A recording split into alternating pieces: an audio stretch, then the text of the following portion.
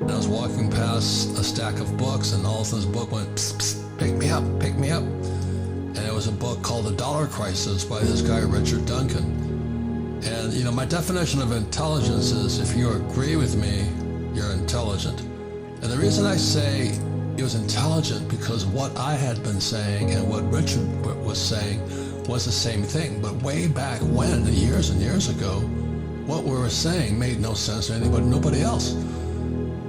I said, savers were losers, your house is not an asset, the dollar was screwed, and all this stuff. Are you crazy? Because back then, everybody believed in saving money, and everybody was honest, and all this. And here's this guy, Richard Duncan, saying in his book, The Dollar Crisis, saying exactly the same thing I was saying. So another book called The Corruption of Capitalism. If you think capitalism is honest, I'm not against capitalism, I'm against corruption. And when he wrote The Corruption of Capitalism, again, definition of intelligence, we both agreed, so we're both intelligent on that one. So he's been a long friend, we've been saying the same thing for years, but this is the frightening part. What we've been saying is coming true. That's the thing that's the worst of all. Because I wish that Richard and I were wrong, but what we've been saying is now coming true. In the last 2 years, 2020 and 21, because of COVID, the economy started to collapse again. And in those 2 years, the government has borrowed $6.3 trillion, increasing government debt by 27% in 2 years. And the Fed has created $4.6 trillion to finance that government debt. In other words, by creating this money, the government's financed 73% of all the money that the government has borrowed. So that's allowed the government to borrow $6.3 trillion, and interest rates didn't go up, they went down. Interest rates are still extremely low. So this has created a big boom in asset prices. Stock markets went to record highs, property prices went to record highs, all kinds of wild asset classes went to record highs. So they kept the economy from collapsing again in the same way this time as they did in 2008. In 2008, when the subprime market collapsed, all of these guys who were flipping houses and all that, they got hammered. Now the good news was because we knew Richard, he says, hey, they're going to do it again. So while everybody was losing money and housing prices were dropping, Ken McElroy, Kim and I borrowed $300 million because they were giving away money again. They were saying, hey, please borrow this money. So Ken, Kim and I borrowed $300 million in 2008 and we bought, leveraged up. We bought so much real estate as all these losers and flippers and real estate agents were crying the blues. We were getting rich.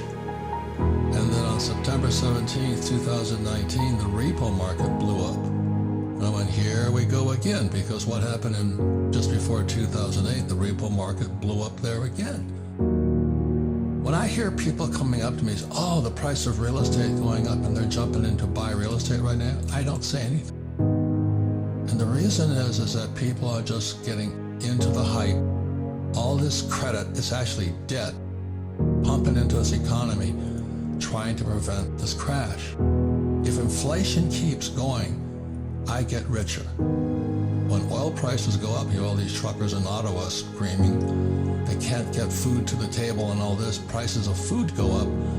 Inflation keeps going up regardless of what's going on, just because the policies of the Biden administration shutting down the XL pipeline, stopping drilling of oil, so the price of oil goes up. I watch all this, and meanwhile these people are jumping out and buying real estate like there's no tomorrow, and I can't even talk to them. Nobody even asks me what I think.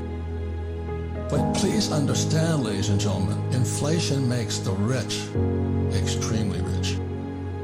The middle class will pay higher taxes, and the poor will get poor because they're the ones who can't afford that $25 Wagyu steak that my friends are selling. If you understand what's going on, the problem is the US dollar. And so when Kim and I wrote Rich Dad Poor Dad 25 years ago today, we said savers are losers, your house is not an asset. I agree 100% with Richard. We're being set up right now. One of the biggest changes in world history And it's, oh, I bought a property. What do you think? I can't even talk to them. Because this, to me, is 2007 all over again. And then the repo market collapsed. 2008, the market collapsed, and this is where we are today. You've got to wake up, ladies and gentlemen, because otherwise you're just this stupid little hog just driving to slaughter. That's where we are today. So that's why I'm not pessimistic. I'm just being realistic.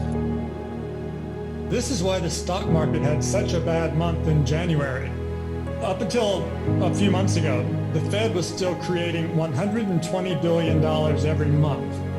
And then in November, they said they were going to start tapering that, reducing that by $15 billion a month. But the very next month in December, they said they're going to double that and reduce it by $30 billion a month. The money printing is going to end totally early next month. And then the real blow came because in early January, they started letting it be known that they were planning to do the opposite. Instead of printing a lot of money through quantitative easing, they're going to start destroying a lot of money through quantitative tightening. Now, when they print money, that pushes asset prices up. When they destroy money, that tends to make asset prices fall.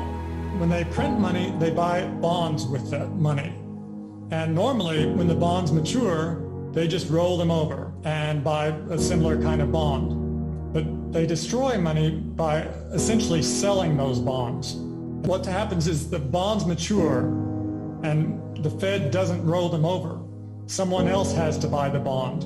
So the Fed gets its money back. And when the Fed gets money back, that money just evaporates. The Fed doesn't need to keep any money because it can make all the money it wants anytime it wants to. It's the opposite of quantitative easing. And we're about to get a heavy dose of quantitative tightening coming into effect within the next couple of months.